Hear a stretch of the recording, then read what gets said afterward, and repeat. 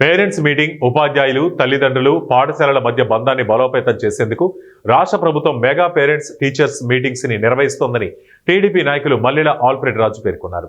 కర్నూలు జిల్లా ఎమ్మిగనూరులో ప్రభుత్వ బాలికల పాఠశాలలో మెగా పేరెంట్స్ మీటింగ్ కార్యక్రమం నిర్వహించారు. ఈ సందర్భంగా మల్లెల ఆల్ఫ్రెడ్ రాజు మాట్లాడుతూ రాష్ట్ర ముఖ్యమంత్రి, జిల్లా విద్యాశాఖ మంత్రి పాఠశాలల అభివృద్ధి, విద్యార్థుల భవిష్యత్తుపై ప్రత్యేక దృష్టి పెట్టారన్నారు.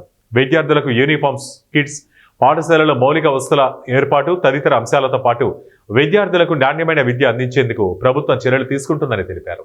అలాగే విద్యార్థుల ప్రయోజనం కోసం ప్రతి ఏడాది మెగా పేరెంట్స్ టీచర్స్ మీటింగ్ ను నిర్వహించడం జరుగుతోందన్నారు. విద్యార్థులు కష్టపడి చదివి ప్రయోజకులు కావాలని పేర్కొన్నారు. జీవితంలో మంచి స్థాయికి చేరుకోవాలన్న లక్ష్యాన్ని నిర్దేశించుకొని లక్ష్య సాధన కోసం నిరంతరం కృషి చేయాలన్నారు. తల్లిదండ్రులు మీకోసం ఎంత కష్టపడుతున్నారని ఆ కష్టాన్ని గుర్తుంచుకొని బాగా చదివి ఉన్నతంగా ఎదగాలన్నారు.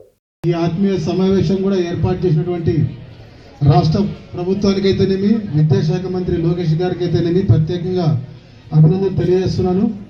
లోకేష్ బాబుకి తల్లిదండ్రుల పట్ల ఉన్నటువంటి ఆ ప్రేమ, సమాజం పట్ల ఉన్నటువంటి గౌరవం బట్టి ఈ కార్యక్రమం ఏర్పడిందని నేను నమ్ముతున్నాను.